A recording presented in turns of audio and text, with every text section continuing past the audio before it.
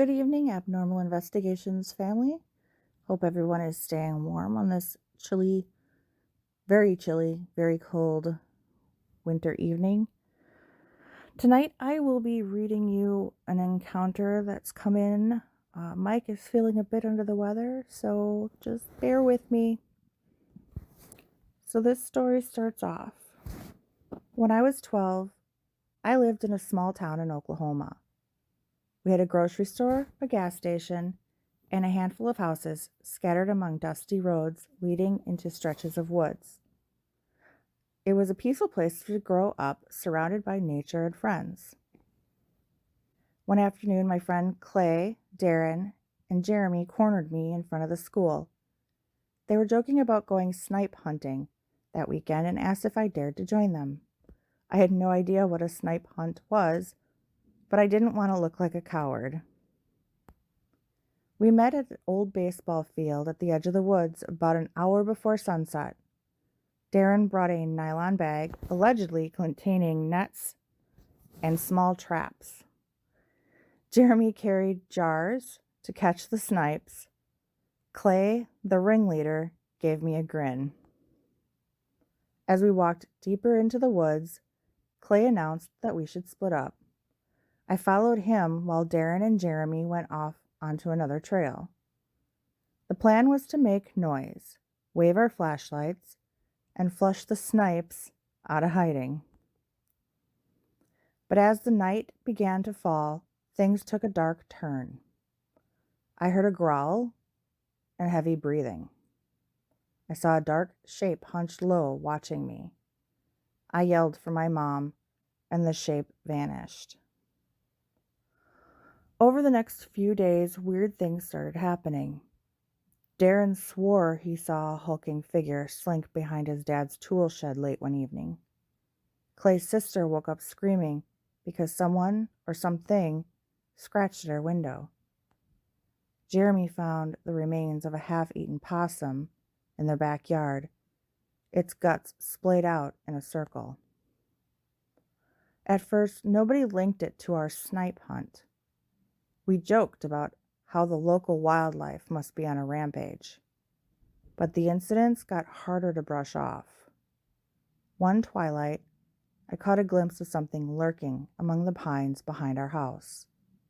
It was tall, gangly, but moved too fast for me to see more than a shape, like a silhouette. The final straw came when Darren decided we should chase it back into its cave. He coaxed us into the woods with flashlights one evening at dusk. After half an hour of searching, we heard a low moan echo through the trees, like an animal in pain, except with a weird, throaty resonance that gave us goosebumps. That was enough. We bolted without a word, and then, just like that, the encounter stopped. But we were changed. We jumped at every twig snap, every rustle in the bushes. Clay tried to downplay it, acting like we'd won some epic contest of wills. But I saw the way he checked behind him whenever we walked home from school. Jeremy started sleeping with the lights on. Darren, who'd always been the loudest, got quiet about the whole ordeal, as if speaking of it might lure the creature back. I didn't realize it at the time, but I developed an unease about the woods that never quite went away. Before our snipe hunt, the forest was my playground. Now it felt like potential danger lurked behind every trunk. Even now, when I visit home, I scan the tree line out of habit.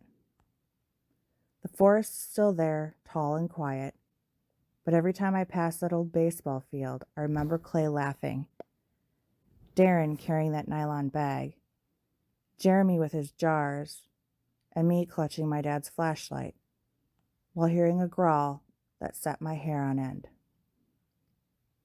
We never caught a snipe. Instead, we found something else. something that reminded us how wild and unforgiving the woods can be, especially when you trespass in the wrong place and disturb the wrong thing. We walked away, but none of us walked away the same. The memory of that creature has haunted me for years, and I often find myself wondering if I really saw what I think I did. But the fear that grips my heart whenever I think about that day tells me that it was all too real. Even now, as I look back on that experience, I'm filled with a sense of dread.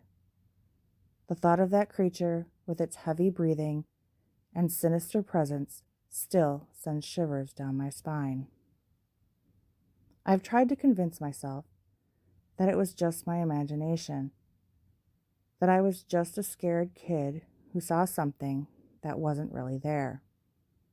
But deep down, I know what I saw. I know that it was real.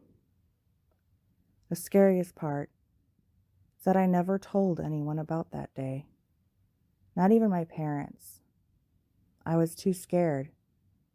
I didn't think anyone would believe me. But now as I look back, I wish I had told someone. Maybe then I wouldn't be haunted by this memory.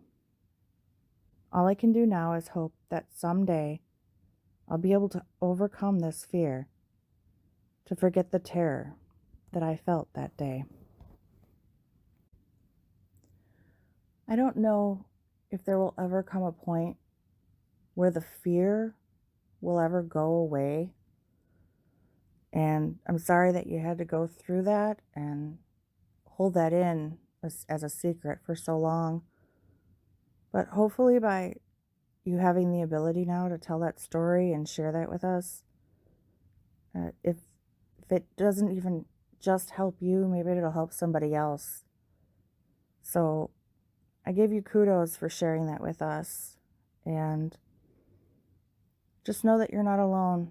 There's so many other people out there that are probably in your same situation, holding in stories of experiences that they're not quite sure if it was real. So again, I say thank you for sharing that with us, and hopefully you give somebody else out there the courage to share their story and maybe allow themselves a little bit more peace of mind getting that off. Sometimes talking about things like that really does help.